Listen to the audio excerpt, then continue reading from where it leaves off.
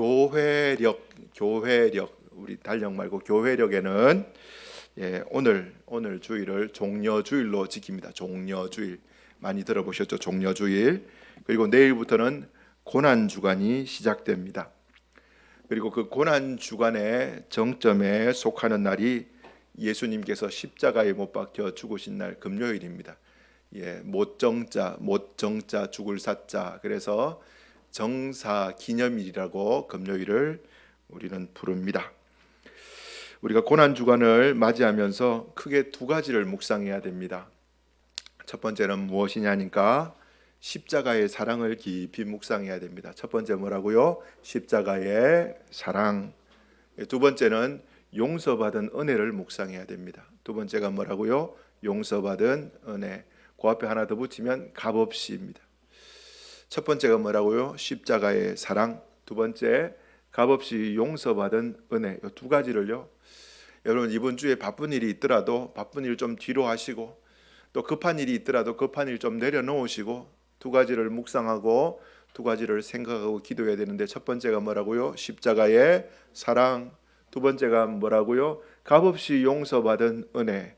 이 두 가지를 깊이 묵상하셔서 이번 한 주간 여러분들의 마음속에 십자가의 사랑과 용서받은 은혜가 넘치는 한 주가 되기를 예수님의 이름으로 축원합니다. 아멘. 오늘 읽었던 본문은 스가랴, 구약성경 스가랴 9장 9절 이 말씀을 인용한 건데요. 시온에 따라 크게 기뻐할지어다, 예루살렘에 따라 즐거이 부를지어다. 보라, 내 왕이 내게 임하시나니 그는 공의로우시며 구원을 베푸시며 겸손하셔서 나귀를 타시나니 나귀의 작은 것 곧 나귀 새끼니라. 구약에 이렇게 예언되어 있습니다. 이 말씀을 그대로 예수님께서 성취하신 거예요. 매년 유대인들은요, 세 가지 절기 있습니다. 유월절, 맥주절, 초막절에는 전국에 흩어져 있는 유대인들이 예루살렘으로 모입니다. 예루살렘에 모여서 제사를 드립니다. 절기를 지킵니다. 오늘 본문의 배경이 예수님께서 예루살렘에 입성하는 이 오늘 본문의 배경이 유대인들의 최고의 절기고 명절인 유월절 절기입니다. 요한복음 12장 12절에 그 이튿날에는 명절에 이렇게 얘기합니다. 그 이튿날 명절, 이게 유월절이에요. 유월절. 어떤 무리가 큰 무리가 모였어요. 예수님이 오신다라는 이야기를 듣고 유월절에 예루살렘으로 모인 무리들 중에 많은 사람들이 예수님 오는 것을 보고 싶어서 다 모여든 거예요. 그 자리에. 딴 데 흩어질 수도 있지만 예수님 오시는 그 자리에 모여든 거예요. 유월절이기 때문에 모인 것도 있지만 사실 예수님에 대한 소문을 들었기 때문입니다. 예수님을 보기 위해서요. 어떤 소문이냐니까, 여러분 예수님께서 보리떡 5개와 물고기 2마리로 남자만 5,000명, 남녀 합쳐서 2만여 군중을 먹이셨던 그 사건을 사람들이 보고 들었습니다. 여러분 한번 생각해 보세요. 2만 명을 보리떡 5개와 물고기 2마리로 전능하신 예수님의 능력으로 먹였어요. 그때 모였던 2만여 군중이 예수님을 왕 삼으려고 할 때 예수님 도망쳤잖아요. 여러분 그 본문 잘 알고 계실 겁니다. 또 어떤 예수님의 표적을 보았느냐, 12장, 요한복음 12장인데 바로 앞에 11장에 보면요, 11장에 보면 나사로를 죽은 자 가운데서 살리신 그 표적을 본 사람들이 있어요. 여러분 죽은 자를 살리시는 거예요. 배고픈 사람에게 보리떡 5개와 물고기 2마리로 5만 명, 2만 명을 먹이시는 거예요. 이 놀라운 표적들을 듣고 본 사람들이 어디에? 예수님 오신다라는 이야기를 듣고 다 모여든 거예요. 예수님 한번 만나기 위해서. 예수님 입성하실 그때에 유대인들의 마음속에는 메시아 대망사상이라고 부르는데, 로마의 그 압제에 인해서 너무 고통받고 힘들어서 예수님 메시아여 어서 속히 하루속히 오셔서 우리를 자유롭게 해주소서, 그 메시아 대망사상이 가득 차 있는데, 그때에 예수님에 대한 소문을 들었는데 보리떡 5개와 물고기 2마리로 2만 명을 먹이시고 죽은 나사로를 죽음에서 살려내시고, 이런 이야기를 들으니까 예수님이 우리의 구원자라는 확신이 들어서 예수님을 맞이하기 위해서 모였습니다. 12장 18절에 보면요, 이에 무리가 예수님을 맞으면 이 표적 행하심을 들었습니다. 예수님께서 죽은 자를 살리시고 보리떡 5개와 물고기 2마리로 2만 명을 먹이신 그 소식을 들었기 때문에 다 모여든 거예요. 예수님께서 예루살렘 입성할 때에 사람들이 외쳤습니다. 호산나, 호산나. 여러분 호산나 많이 들어보셨죠? 우리 찬양도 자주 부르잖아요. 호산나, 호산나, 호산나 높은 곳에서. 모르시나요? 아시죠? 제가 너무 못 불렀나요? 호산나, 호산나, 호세아, 요수아, 예수. 근데 우리는 예수라고 부르는데 원래 유대인들은 예수아 이렇게 부릅니다. 예수아. 그래서 유대인들이 예수아 부른다고 어떤 교회는 예수님을 예수아 이렇게 부르는 교회도 있더라고요. 예수아께서 굳이 그렇게 부를 필요 있을까라는 생각은 드는데 어떻게 보면 원어에 맞게 부르려면 예수아입니다. 예수아, 호세아, 호산나, 요수아 다 같은 뜻이에요. 구원하소서 이런 뜻입니다. 수많은 군중들이 모여서 예수님의 그 표적 행하심을 듣고 우리를 구원하소서 이렇게 호산나를 외치고 있습니다. 우리가 구약 성경과 신약 성경을 보고 있습니다. 그런데 사실 그 구약 성경과 신약 성경 사이에 성경에는 기록되어 있지 않는 역사가 세상사에는 기록되어 있습니다. 세속사에는 기록되어 있어요. 여러분 아시다시피 아수르와 바벨론과 페르시아에 의해서 남유다가 이스라엘이 통치를 받고 난 다음에 신약 성경에 바로 이어지면서 로마라는 나라가 통치하게 되는데 사실 세속사 세상의 역사 가운데는요 이 팔레스타인이 그 중간에 기록되지 않은 기간 동안에 헬라라는 나라의 통치를 받습니다. 헬라라는 나라의 통치를 받는데 여러분 그 신구약 중간사라는 그 기간이 약 한 400년 정도 돼요. 나중에 성경을 연구하고 성경을 공부하다 보면 신구약 중간사도 공부를 하게 되는데 한 400년 정도 되는 그 기간에 헬라가 주로 통치하는데 그 헬라의 통치자 중에서 가장 잔인하고 가장 유대인들을 하나님 믿지 못하게 하는 성전에 돼지 제사를 지내고 성전에 하나님이 기뻐하지 않는 거 돼지 피를 막 뿌리고 막 이런 행동들을 했던 사람이 있는데 그 사람이 누구냐니까 안티오쿠스 에피파네스 4세라는 사람입니다. 이 사람이 너무 잔인하게 유대인들을 핍박하고 하나님 믿는 사람들을 핍박하고 모욕하고 하나님 못 믿게 만들었는데 그때에 가슴에 불이 붙었던 유대 제사장 한 사람이 있었는데 그 사람이 칼을 들고 잠시 동안 안티오쿠스 에피파네스 4세의 세력으로부터 이스라엘을 독립시킵니다. 그 사람 이름이 유다 마카비라는 사람입니다. 한번 따라해 볼까요? 마카베오라고도 이야기하고 마카비라고도 이야기를 합니다. 잠시 동안 이 마카비 제사장이 칼을 들고 싸워서 잠시 동안 독립을 쟁취합니다. 그래서 하스몬 왕조라는 것을 만들어요. 지금 역사 시간이 아니라서 뭐 더 이상 설명은 안 하겠습니다만 그때 마카비가 독립해서 예루살렘으로 들어갈 때에 수많은 이스라엘 백성들이 종려나무 가지를 흔들면서 마카비를 환영했어요. 여러분 유대인들에게 있어서 이 종려나무 가지가 주는 그 상징성은요 독립입니다. 독립. 얼마나 오랜 세월 동안 속박받고 살았습니까? 아수르에 의해서, 바벨론에 의해서, 페르시아에 의해서, 헬라에 의해서, 로마에 의해서 계속 우리하고 비교가 안 될 정도로 오랜 세월 동안 계속 압제받고 살았던 사람이 이 이스라엘 백성들인데 이들에게 있어서 흔들고 있는 이 종려나무가 주는 상징은요 백성들의 독립이라는 거예요.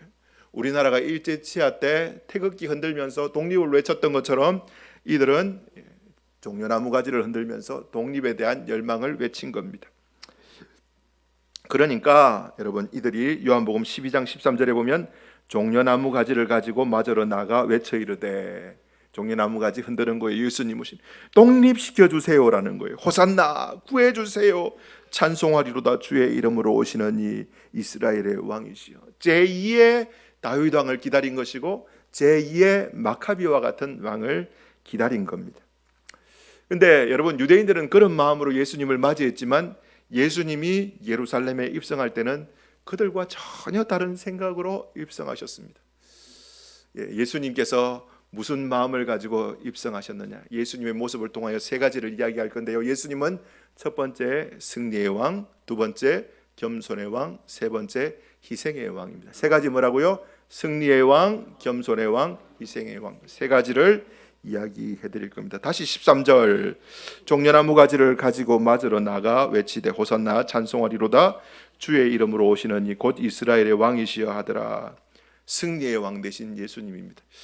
여러분, 구약 성경에 시편, 다윗이 시편을 쓸 때에 종려나무가 주는 그 심상들, 상징성은요, 시편 92편 12절에 이렇게 표현하고 있는데요. 자, 한번 띄워주시겠어요?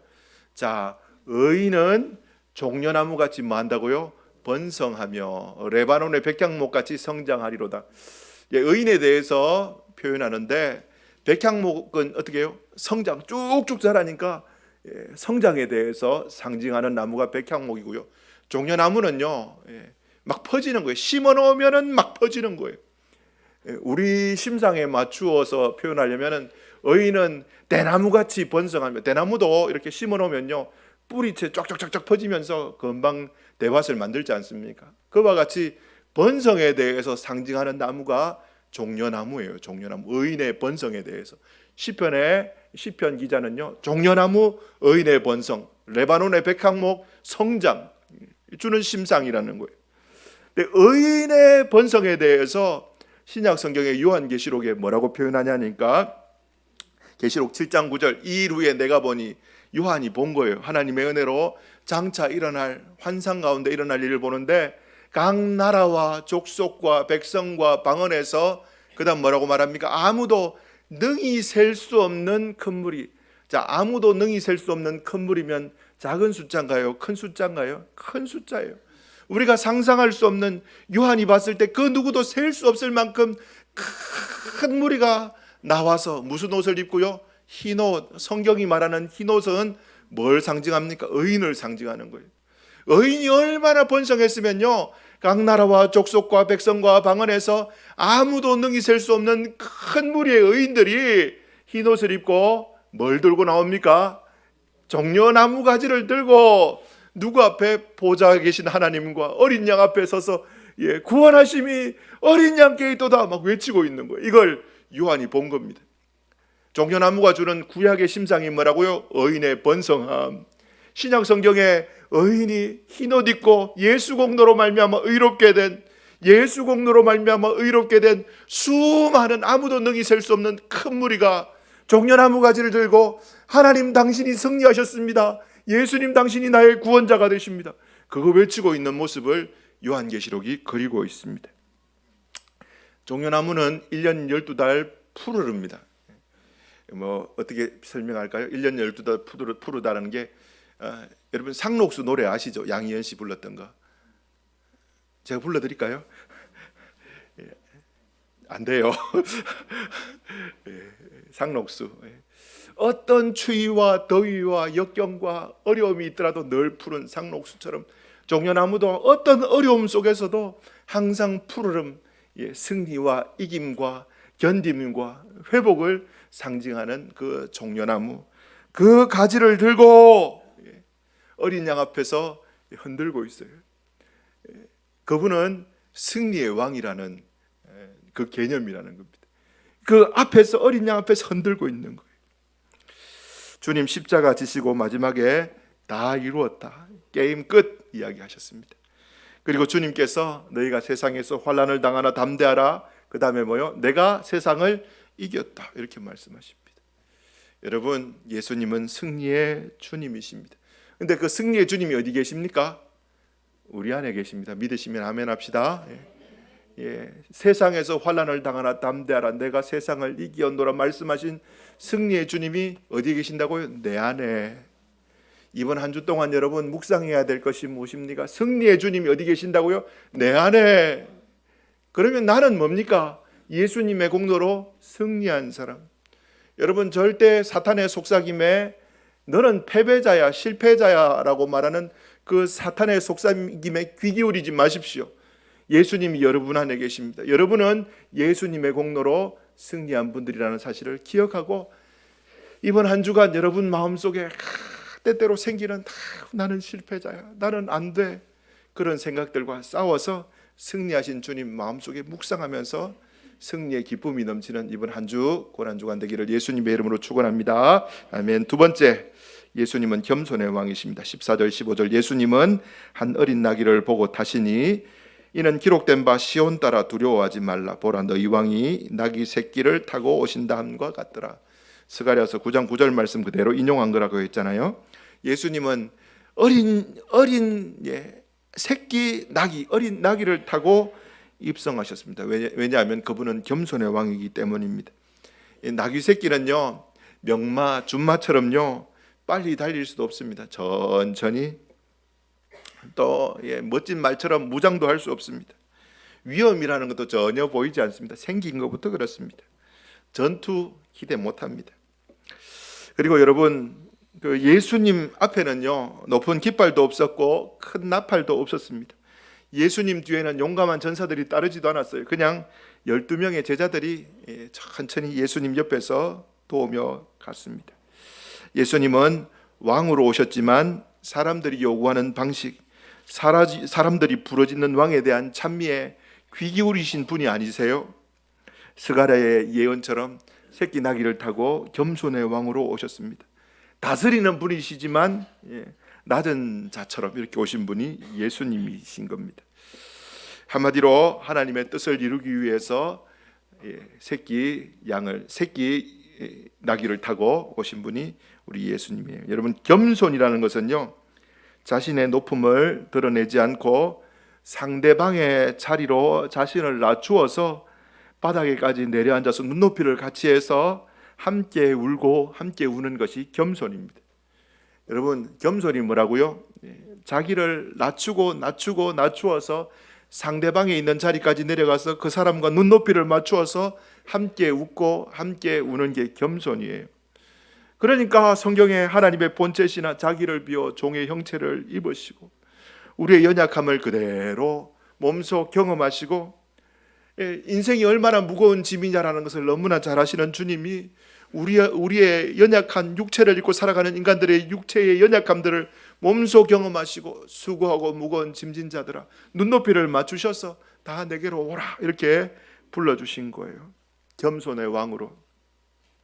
여러분, 그분은 지금 이 시간에도 하나님이신 그분이 어디에? 이 자리에, 우리가 예배드리는 이 자리에 우리의 육신의 눈으로는 보이지 않지만 약속의 말씀대로 이 자리에 함께 계시는 줄 믿습니다. 아멘. 우리하고 눈높이 맞추시는 거예요. 이곳에 와서 우리와 함께 눈높이를 맞추시고 우리의 이야기를 들으시고 우리의 아픔과 우리의 눈물을 닦아주시기 위해서 이곳에 오신 겸손의 왕이시라는 것입니다.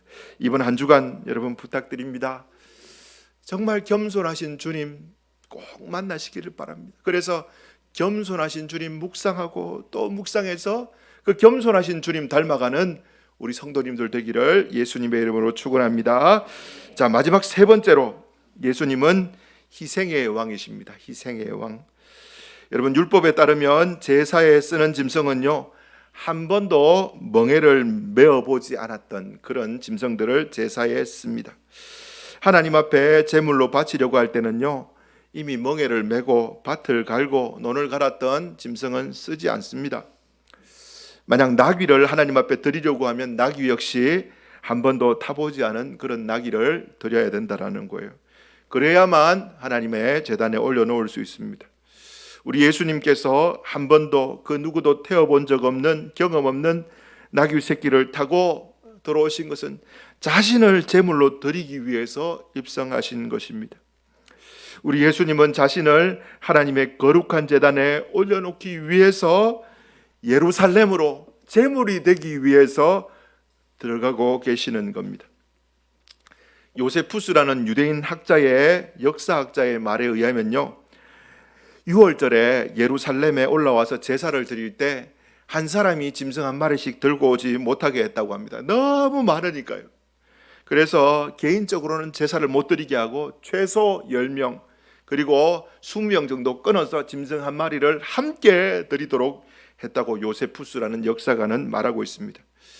그런데 여러분, 10명이 짐승 한 마리, 20명이 짐승 한 마리, 10명으로 잡는다 치더라도 요세푸스의 기록에 의하면요, 여러분, 유월절 때 예루살렘에서 잡혔던 희생되었던 양들의 짐승들의 숫자가 25만 마리나 된다고 합니다. 그러면 모인 사람이 몇 명 된다고요? 최소 250만 이상 된다라는 거예요. 어마어마하게 많은 사람들이 제물을 바칩니다. 근데 이 제물을 언제까지 들고 와야 되냐니까 6월절이 1월 14일인데요. 6월절이 며칠이라고요? 1월 14일. 1월 10일 날까지 흠없고 점없고 문제없는 짐승을 들고 예루살렘으로 들고 오면은요, 그 짐승을 받아서 그 짐승을 모아두는 곳에 여러분 제사장들이 모아두는 거예요. 그날이 언제냐니까 오늘 우리가 읽었던 이 종려주일이에요. 짐승들 들고 제물로 바치기 위한 그 짐승들 들고 1월 10일 날 들고 들어가는 그날에 예수님이 새끼 나귀를 타고 자신을 6월절 어린 양이 되기 위해서 들고 예수님도 들어가셨다라는 것입니다. 그래서 그 양들이 언제요? 1월 14일 날 6월절에 25만 마리나 되는 수많은 양들이 제단에 바쳐지게 된다고 합니다. 그날이 언제입니까? 우리 예수님 우리 위해서 죽으셨던 바로 그날이었습니다. 여러분, 우리 예수님은요, 바쳐지는 수많은 어린 양들 가운데 가장 위대한 양이셨고 모든 어린 양들, 죽임당하는 어린 양들보다 위대한 왕, 그리고 마지막 제물의 양이 되어주신 분이 우리 예수님이셨습니다. 우리 예수님의 죽음은요, 대속의 죽음이셨습니다. 여러분, 대속이라는 단어는요, 한 사람이 다른 사람을 대신하는 것을 보고 대속이라고 이야기합니다. 다시 말해서 어떤 사람의 고통을 대신 당함으로써 그 고통에서 풀어주는 것을 대속이라고 부릅니다. 우리 예수님께서 죽으신 것은 바로 저와 여러분의 고통과 저와 여러분의 형벌과 저와 여러분의 저주와 저와 여러분의 수치를 대신 받아주시고 저와 여러분을 거기에서 죄와 형벌과 수치와 고통에서 자유케 하시기 위해서 대속의 십자가를 지신 것입니다. 자, 우리 말씀 하나 같이 읽었으면 좋겠습니다. 베드로전서 2장 24절 천천히 같이 한번 읽어봅시다. 시작. 친히 나무에 달려 그 몸으로 우리 죄를 담당하셨으니 이는 우리로 죄에 대하여 죽고 의에 대하여 살게 하려 하심이라. 그가 채찍에 맞음으로 너희는 나음을.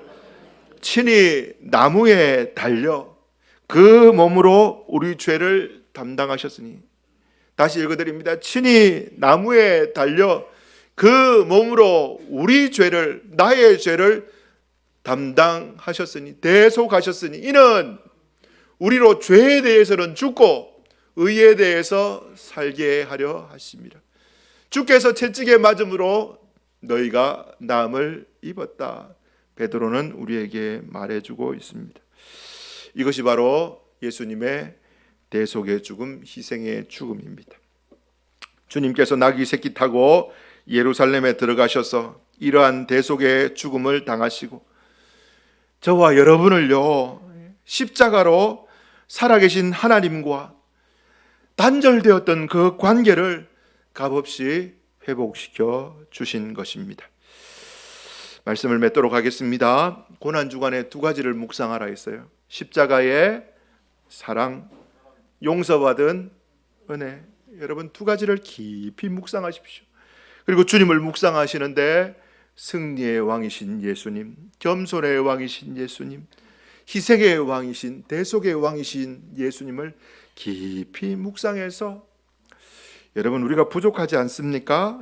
빈손 들고 앞에가, 여러분, 십자가를 붙듭시다. 빈손 들고 앞에가 이미 주님이 다 이루신 그 십자가를 붙들고 의가 없는 자라도 도와주심을 바라보고 생명샘에 나가서 주님의 크신 은혜로 채워지는 여러분, 오늘 또 이번 한 주 되시기를 예수님의 이름으로 축원합니다. 아멘.